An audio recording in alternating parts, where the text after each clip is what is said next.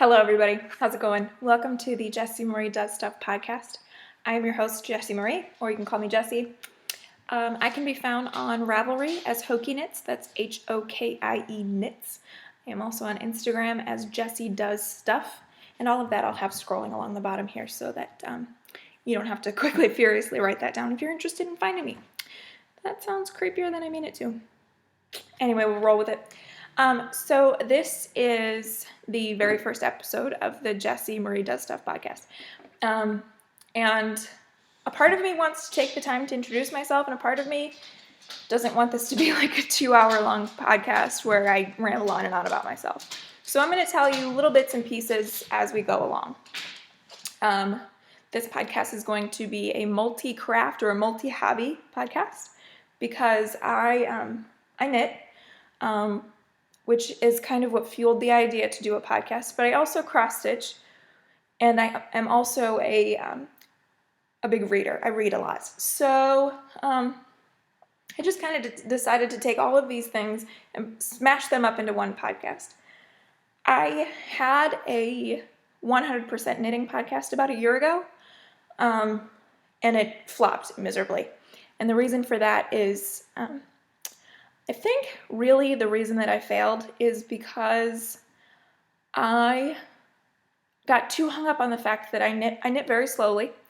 I also knit in phases, so I'll be knitting furiously for a while and then I'll just let it go for whatever reason to switch back to some of my other hobbies.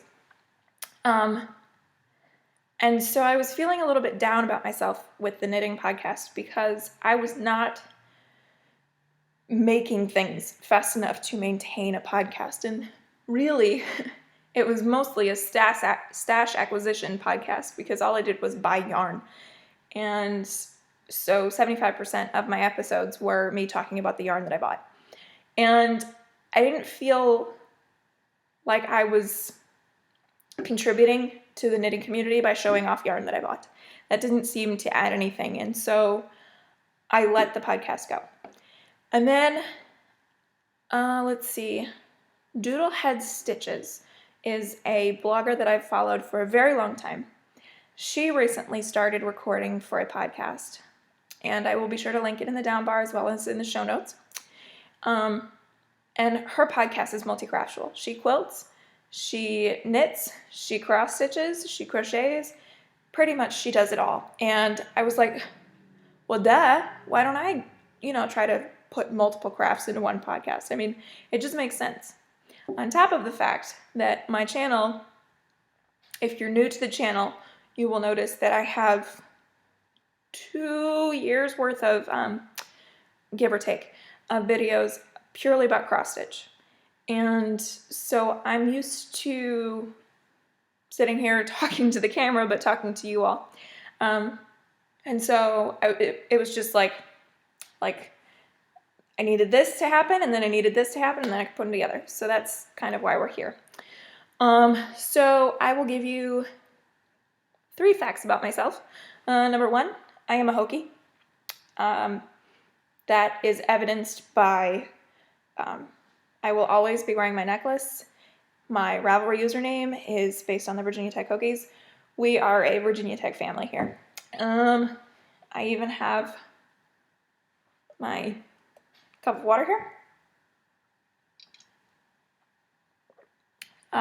Number 2. Let's see. I am engaged. My fiance and I have been together for almost 4 years now, and we got engaged in the beginning of March. So exciting. And thirdly, I am working on my master's degree as well as my initial teaching license. I want to teach 7th grade life science here in the United States. So that is the plan. I guess I'll give you a 4th one because it's going to be important. I have an English bulldog. His name is Thor. And, well, let's just say that Thor has humans. We don't have Thor.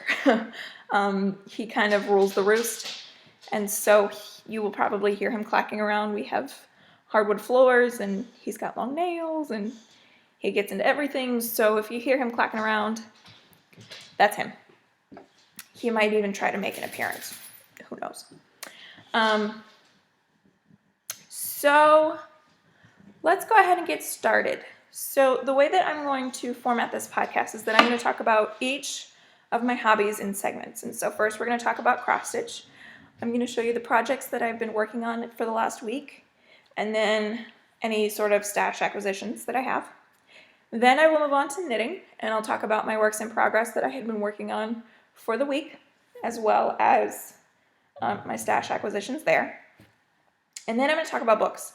And books is going to be interesting. I'm going to talk about what I'm reading, and then I'm going to talk to you about the next book that I'm reading.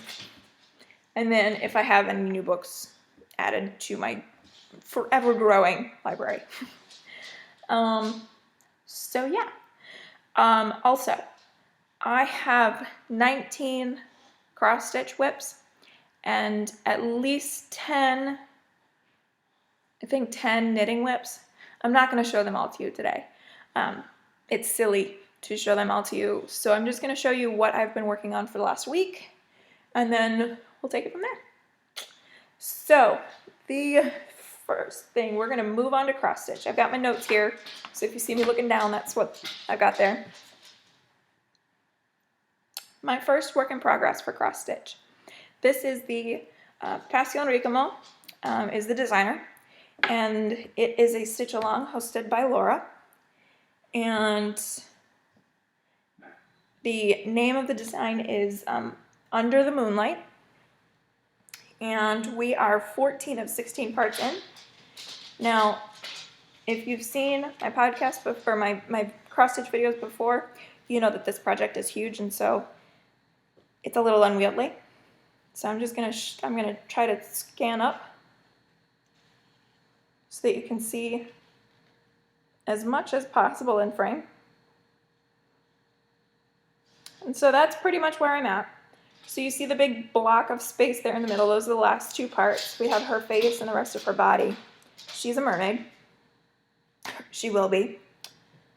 And so for the last week, I have been working on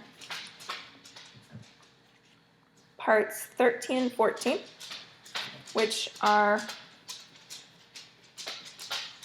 those parts there. So you see we've got her fin here, the bottom of her tail. Gorgeous purple and sparkly. I don't even know if I'm going to, there we go, get some of that shimmer in there. And then part 13 was the rest of the rock there in the middle, and the water, also very sparkly. This utilizes Petite Treasure Braid, which is a Rainbow Gallery metallic. And then once the cross stitch is done, which should be done, by the end of May, then I get to start putting on some 4,000 beads that have to go on this project. So it's going to be a heavily beaded project, which I'm excited about because I love beaded cross stitch. It's one of my favorite parts of cross stitch, which I guess isn't really whatever, that's neither here nor there. So let's see, relevant details. This fabric, I love this fabric. You can see the blues and purples and whites like modeled through. This is Lady of the Lake, and it is on 25 count cashel linen. The colorway, I guess, for the knitting world, the colorway is Lady of the Lake, and it is from Hand Dyed Fabrics by Stephanie. So, whoop, gone sideways. Just one last view. So there's my mermaid, and I love working on her, but I'm ready for her to be done. This has been a long project, so I'm just ready for it to be done. So there's that. And then the other project that I've been working on is a Heaven and Earth design. For those who aren't aware, Heaven and Earth Designs is a full coverage cross stitch designer. They specialize in very large designs, wall to wall stitching. There's no back stitch, there's no specialty stitches, there's no French knots, there's no empty space, really. And so I'm gonna put up a picture here so that you can see what I'm working on. This is called In This Moment. The artist is Jeremiah Kettner, who is one of my absolute favorite artists. Love this artwork. And so here's where I'm at. And this is just a blip of a percentage of the project done. And so this here is the top corner, and I'm just working in the background. Let's see if I can, there we go. This here is, the sparkly thread is my gridding. And then my little fish there is my needle minder. So there's that. And this is on just a plain 25 count cream Lugana even weave, which is my chosen fabric for Heaven and Earth Designs. It's my favorite. So there's that. And this is going to be a slow work in progress as well. This one's going to take me several years. It's one of the larger Heaven and Earth Designs. It's something like 500,000 stitches. Yeah. So there's that. And so that's really all I've worked on for cross stitch for the last week or so. So let's see, stash acquisitions. I have none that I can think of. And so we're just gonna call it none this go around. Need a sip of water. Talking to you guys drives me out.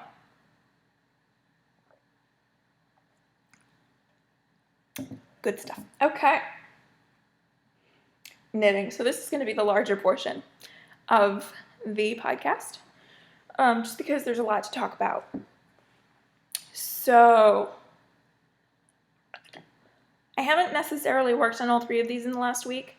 I'm just showing you three of my whips, but these are my focus pieces right now. So I'll just start with this one here. So this one is living in my appropriately covered in bulldog and bulldog fur. This is my Zoe Designs Limited from zoesbagboutique.com. I actually think I got this on Etsy. It's just a small project bag with bulldogs, of course. And I am working on the 3-color cashmere cowl by Joji Locatelli. And so, show you where I'm at.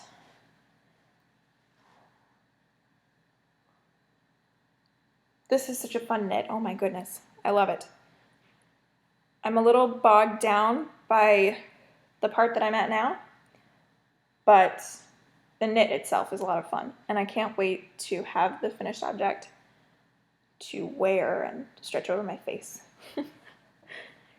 So this is also covered in dog hair because that's my life.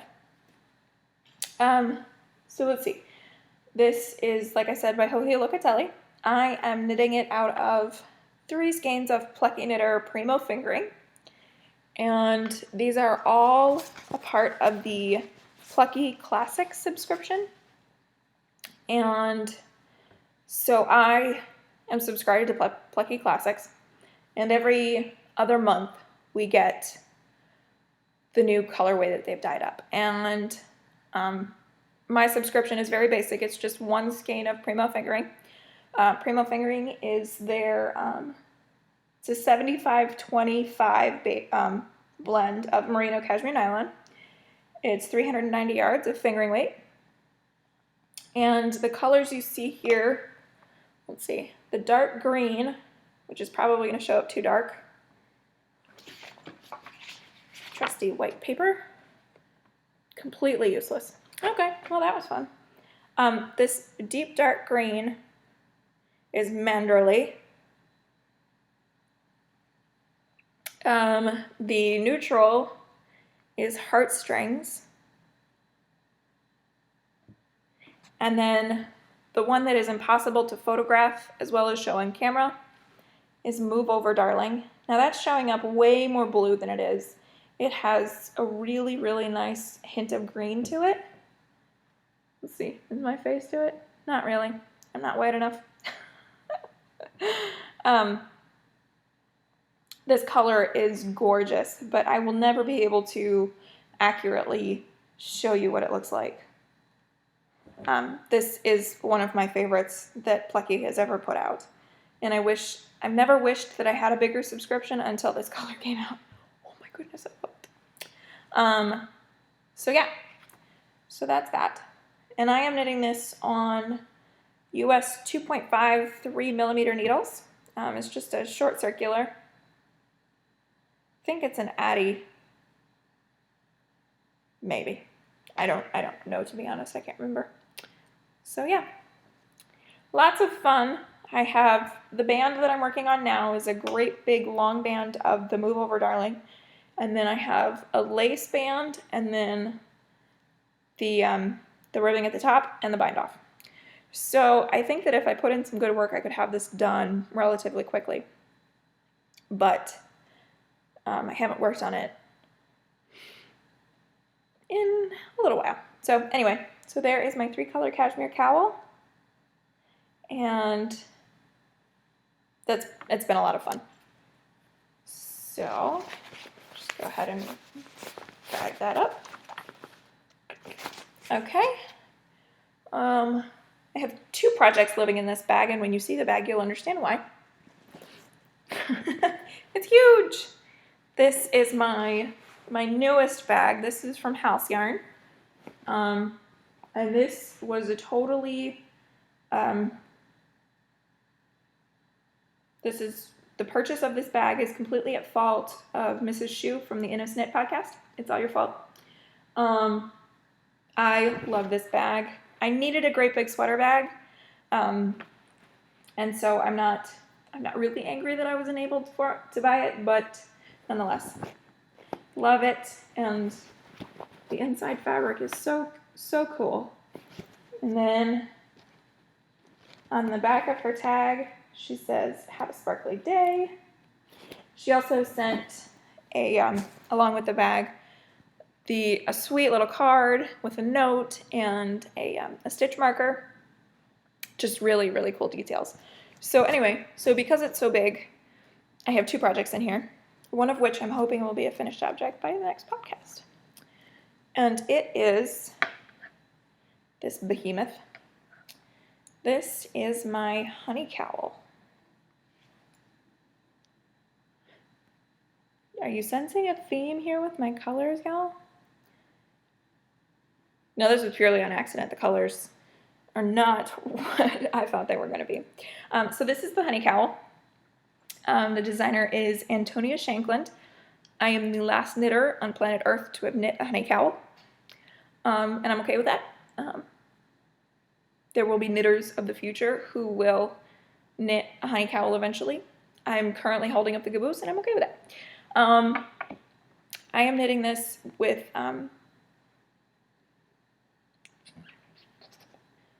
lost my place here. Malabrigo Rios. The colorway is Archangel. Here it is in the ball. Oh man, that is blowing out the color. So it's pretty maroon and orange. When I bought it, the color on the Loopy U, which is where I bought it from, showed it much more dark, with much more dark tones in it than this is actually giving up. It's turning out way maroon and orange, which I am totally okay with. It's phenomenal. So I am knitting this on US size 8s, 5mm needles. These are my Addy Clicks interchangeables. And I am knitting the long version. And at first I was just gonna go to 5 inches and then bind off. Because I didn't want something as tall as the pattern says to go. But I got to about 4 inches on my first skein, and I was like, it's too thin. So I joined the second ball, and I was like, okay, I'm gonna knit an inch, and then we'll see. but I don't really have plans for the rest of this yarn, so I'm just going to knit to the end of the yarn, and we're going to see what happens. And it's a really, really simple pattern, super easy. I don't even have to look at it anymore, which is saying something, because let me tell you, I have to look at the pattern for many things all the time. But this one, no problems whatsoever. And I love how the colors are playing out. It's swirling more than I thought it would. Like, I'm getting a real patterned effect. But I like it. I really do. I like it. This I am knitting for the Loopy Academy freshman year, semester 2. I am way behind. The semester ends pretty soon. This is my first project. And I was going to knit both semesters this semester because I got behind last. It's a saga. But because this is so quick, I think I can finish this up by next week. And then my other 2 for semester 2 are really easy, so I have confidence that I can get it done in time. But we'll see what happens. So that is my honey cowl. Told you everything? Yes. Okay. And then my last is the purpose for buying this bag. I needed a sweater bag because I am knitting a sweater. And I am knitting the Vodka Lemonade by Thea Coleman, or Baby Cocktails. And this is for the Innocent Baby Cocktails knit along. Go figure. Hence the reason they kind of inspired this entire project here. From bag to yarn. No, not yarn. But from bag to project. And so I actually have the ball band for this. I'm knitting this with Plucky Knitter, and this is Plucky Sweater, which is 270 yards of a DK weight, 90% merino, 10% nylon. And this is the high cotton colorway. I guess I should probably show you the where I'm at. I'm just working on the collar. This is really slow because it's seed stitch, and I have to seed stitch for a long time. Oh, I can show you the stitch marker that House Yarn sent. Pretty, huh? Very cool. So that's where I'm at. I am knitting this on US 5 3.75 millimeter needles. Also added clicks interchangeables. And I did a gauge swatch with the 5s. I did a small gauge swatch, but I washed and blocked it just like you're supposed to with gauge swatches, so all but the size. And what I measured post block, I got perfect gauge, so that's really exciting. So there's my gauge swatch, and I like how the colors play out. So I am nicknaming this project the Charleston Lemonade, because high cotton kind of makes me think of Southern Charm and Charleston. So this is the Charleston Lemonade, even though lemonade is not gray. But, whatever. It doesn't matter. All right. So that's all of my whips that I'm going to talk to you guys about today. And I'm going to save that ball band because I'm so bad about keeping ball bands. Oh my goodness, I'm so bad at that. With this project, I have, I think until the end of May. I don't think I'm going to get it done in time for the cow, especially if I'm going to try to do Loopy Academy Semester 2. So we shall see. We shall see. All right, stash acquisitions. I have 2. My purchasing has ceased, with minor exceptions. My yarn stash is excessive for how fast I knit, and I don't knit very fast. And splitting my time between these 3 hobbies, I especially don't knit very fast. So I am stopping the yarn purchases with minor exceptions. So the first thing that I received was some Plucky Knitter Primo fingering. This apparently is the Plucky Knitter episode. Who knew? So this I got from Little Skein and the Big Wool. This is the Big Wood, let me say this right, the Big Woods Luxe Shawl Kit that they put together. And so it's this pretty little shawl. And I managed to catch it in time to order the kit. And so the color that I picked, let's see. No, that's a little too dark. One of these days I'm going to have a really good camera that's going to show you the colors the way that they're supposed to be. So these are really gorgeous foresty greens that are turning up. No, it's going to come up wrong. Okay, I'm going to give up. So anyway, these, the colorway is Big Woods, and again, it's Primo fingering, 385 yards, 75/25 merino cashmere nylon, and I cannot wait to start my shawl. So the way this kit works is that if you ordered it, you get all sorts of goodies. Stitch markers, project bag, I think they're sending soak with it. I mean, like a whole gamut of things. And you got to customize your kit however you wanted. Apparently, Little Skein and the Big Wool had set up a whole bunch of kits ready to go, just ready to ship and send off. And the update went live at 9, and all of those were gone within 2 minutes. I was not one of those. So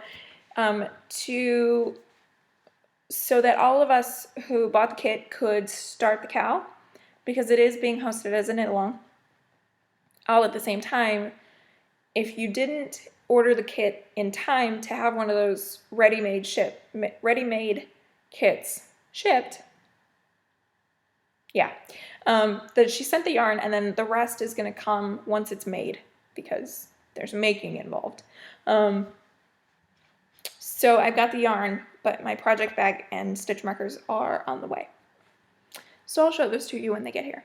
And I'm not going to start the shawl until I have, oh, sorry y'all, until I have everything combined. Okay, and then, take another sip of water real quick, hold on.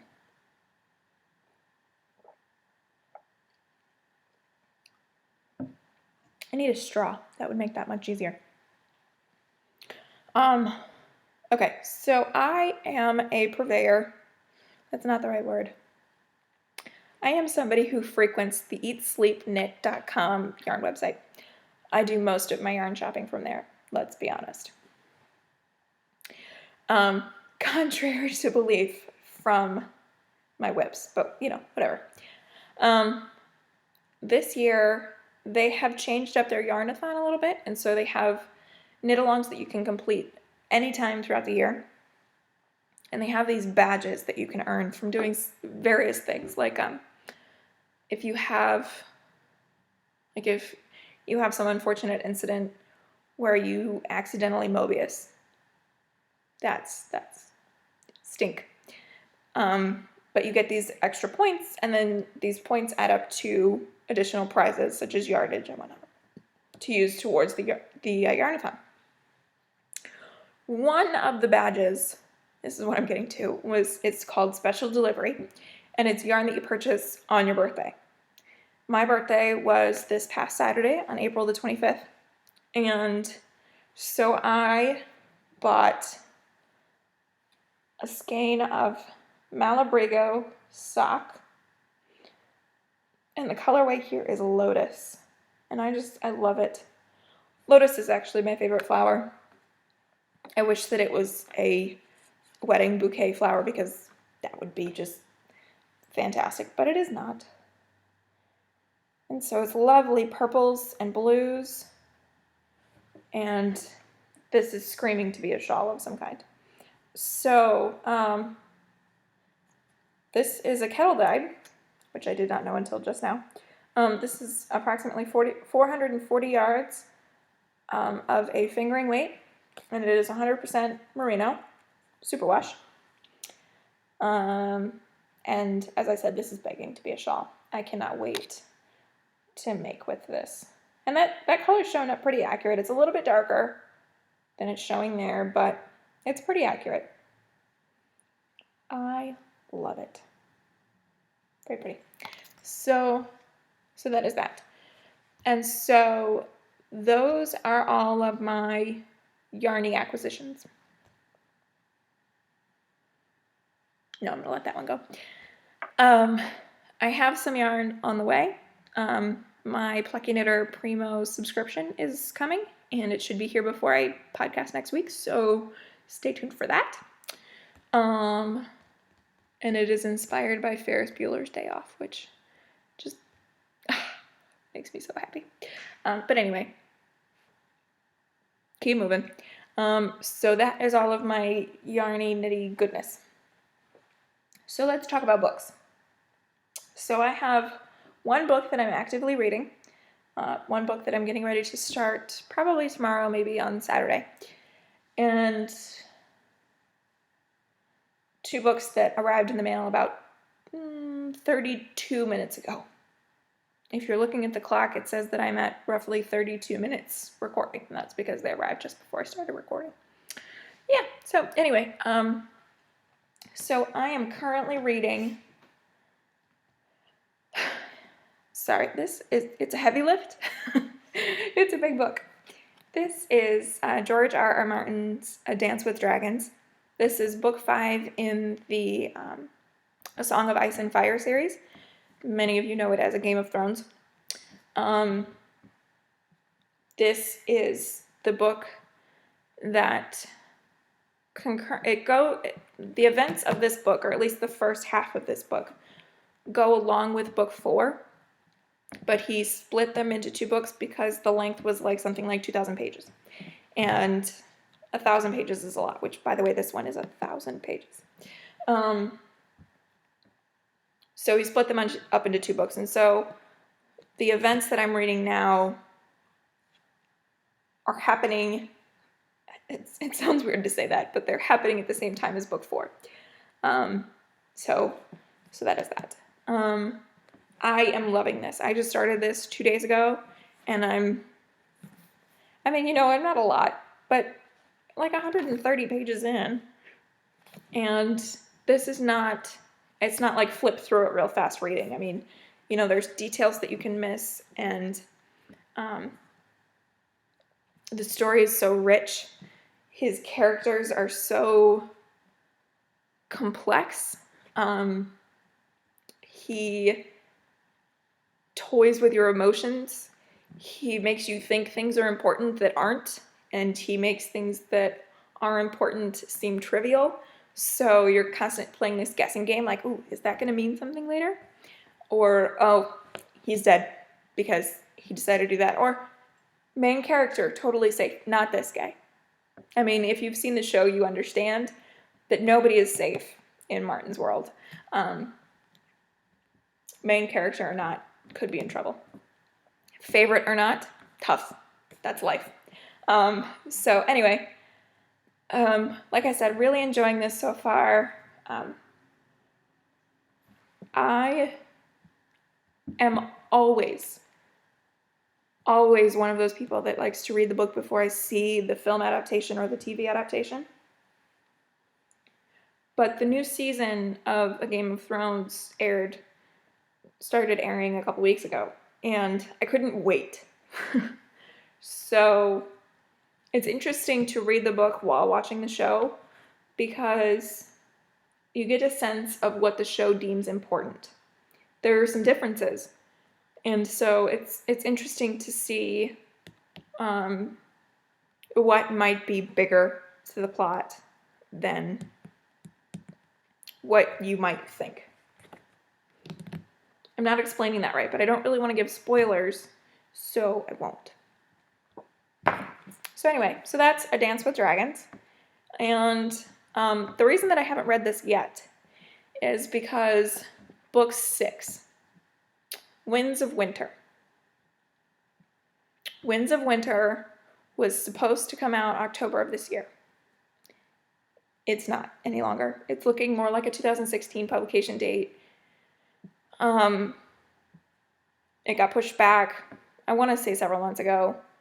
I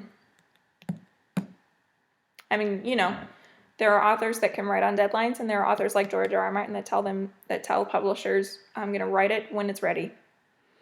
And so I was holding off on reading this because I know that the second I close this book, I'm going to want book 6. And I'm going to have to wait like a year.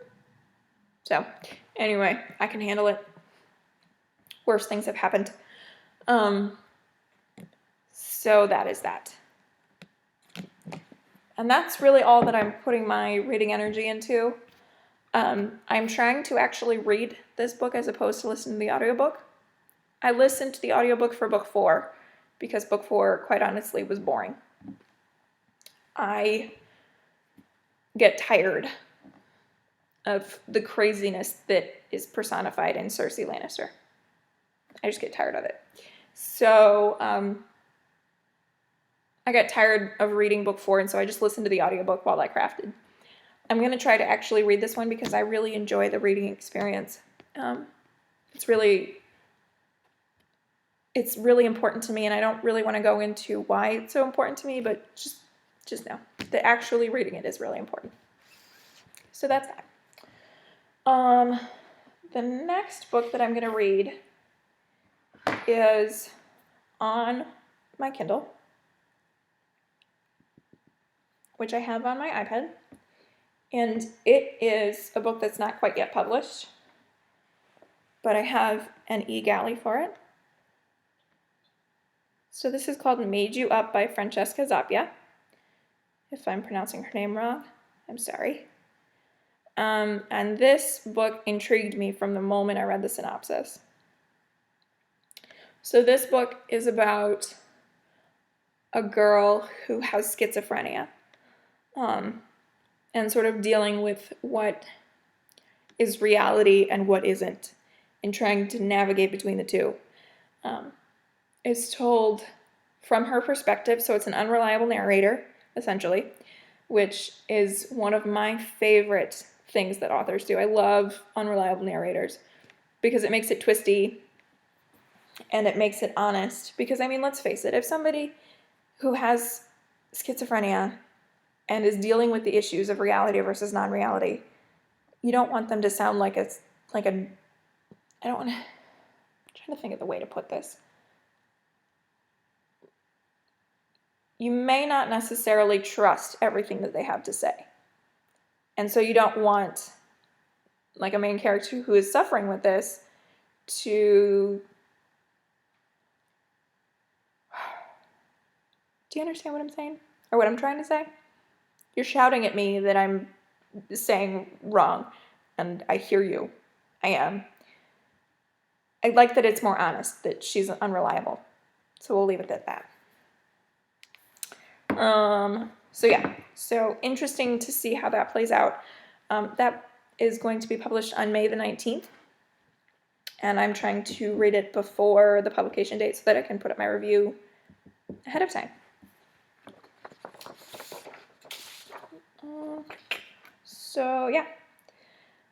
Let's see. And then the 2 books that I got this week. The first is, they're both young adult. Full disclosure, I'm mostly a young adult reader. I also read adult fantasy. Occasionally I'll read an adult romance, but I prefer young adult. It's just my favorite. I am pursuing my master's in teaching license to teach 7th grade life science. I also want to teach math. And I also want to hopefully get involved in a book club at whatever school I go to work for. Because reading is again, it's really important. And so I read a lot of young adult so that I can get a better understanding of what they're interested in, and so that I can experience these books for myself. So anyway, so the first book is Sever by Lauren DeStefano.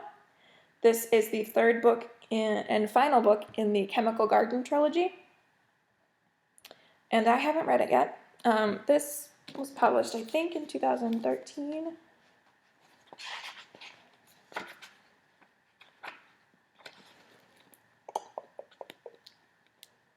Yes, 2013. So it's pretty old. I have this thing about series finales where I'm really slow at reading them. I really, really like this series. It's really dark. I almost gave the first two books to my nephew, and then I changed my mind because it's really dark. But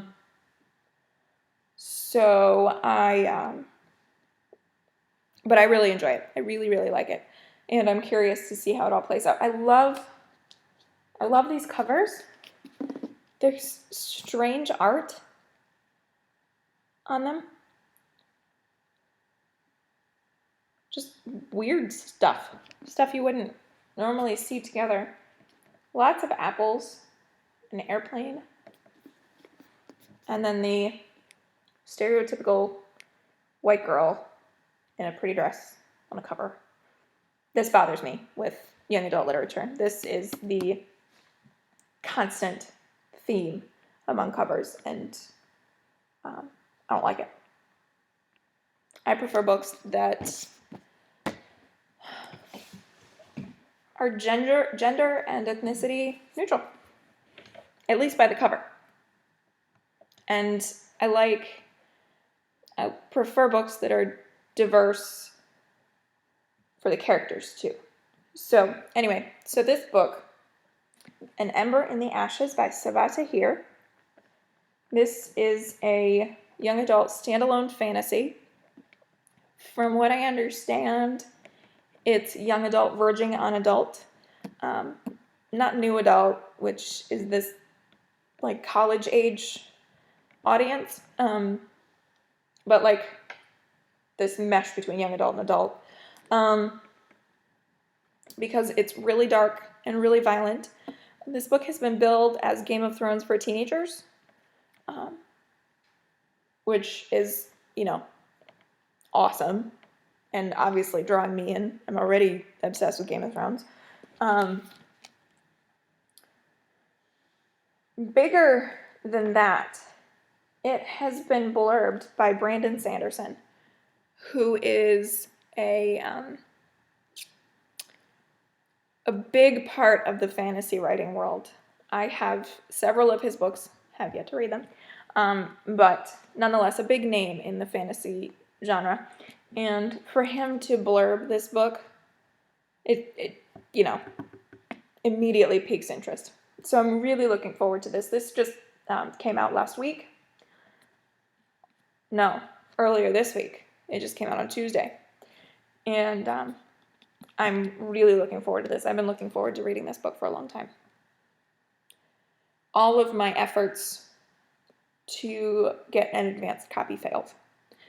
And that bummed me out. But that's okay because I have it and I can read it and I'll stop being upset about it. So that's really all that I have. 45 minutes later, I think I've talked you all to sleep. I hope not. I hope that you have enjoyed seeing all of the things that I dip my toes into. I hope that you come back next week. I hope that you check out the blog. I will post that along the ticker on the bottom here so that you can follow it to the blog so you can check out show notes. All of the relevant links, Ravelry, Goodreads, cross-stitch designer websites, all of that will be linked in the show notes. So if there's something here that you want to see more of, I'll make it easy for you. So yeah, that's the podcast, and that is it for episode 1. I will see you guys next week.